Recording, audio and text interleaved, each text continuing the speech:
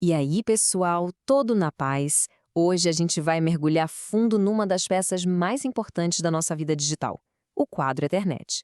Pode parecer complicado, mas é a linguagem secreta que os nossos aparelhos usam para conversar.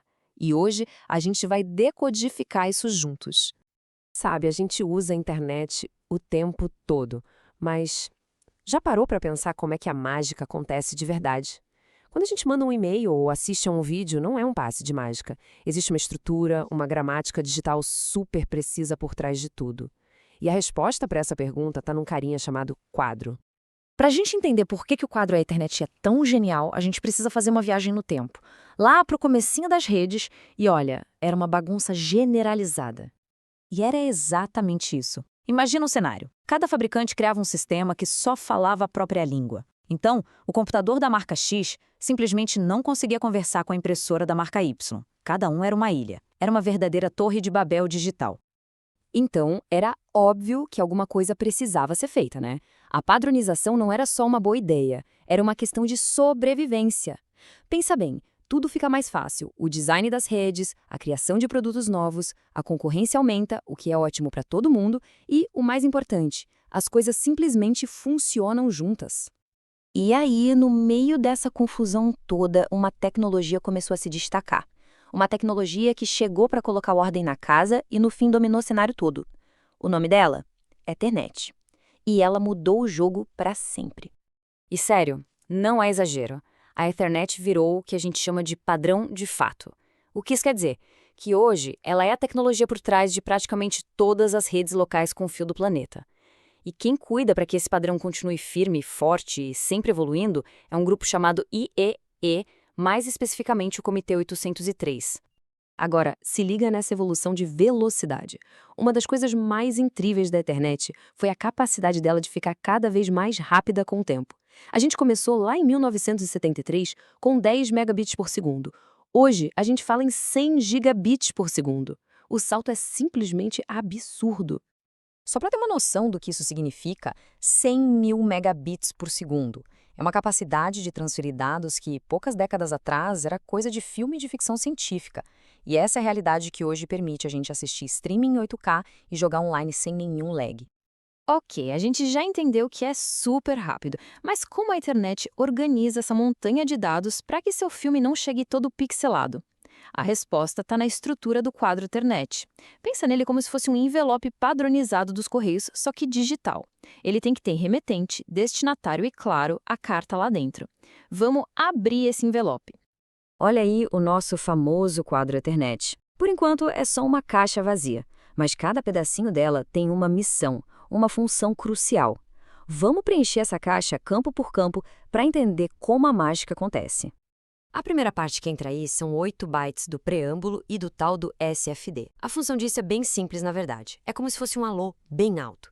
Ele serve para sincronizar os aparelhos e basicamente gritar para o receptor: "Ei, se prepara aí que está vindo o pacote de dados."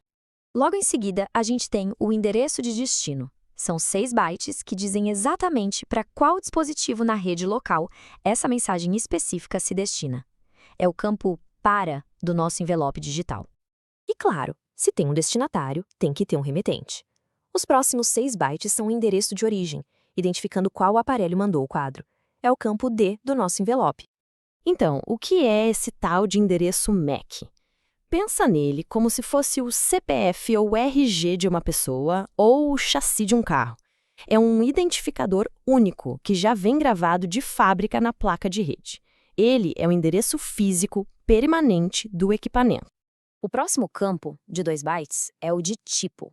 Ele avisa para o computador que está recebendo o que tem dentro da carta, qual é o idioma, é um pacote do tipo IPv4 ou do tipo IPv6. Essa informação é fundamental para o sistema operacional saber como processar os dados que acabaram de chegar.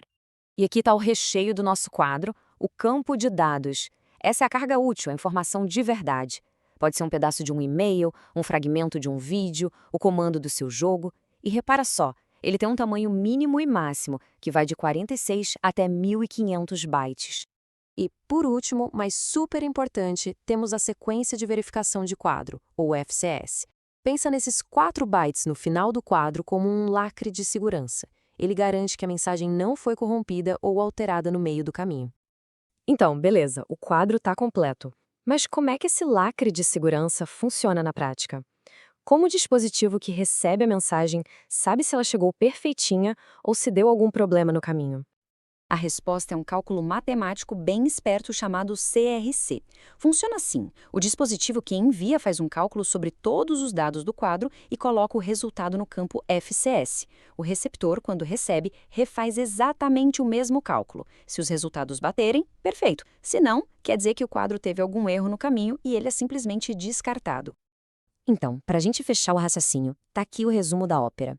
Preâmbulo para sincronizar, endereços para saber de onde vem e para onde vai, tipo para identificar o conteúdo, os dados, que são a carga útil, e o FCS para garantir que nada chegou com defeito. Cada parte com sua função, trabalhando em perfeita harmonia. E essa frase resume tudo de forma brilhante.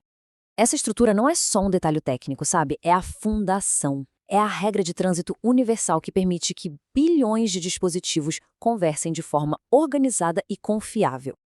É o que impede a gente de voltar para aquela era do caos digital. E isso deixa a gente com uma pulga atrás da orelha, né? A gente já saiu de 10 megabits para 100 gigabits. O que vem a seguir? Terabits por segundo? Redes que usam luz dentro dos próprios chips? O futuro da conectividade promete ser ainda mais impressionante. Para continuar essa discussão, saber mais sobre os cursos da LabsNet e tirar dúvidas, faça parte da nossa comunidade exclusiva. O link para o nosso grupo no Telegram e o canal do YouTube estão na descrição. A gente se vê por lá.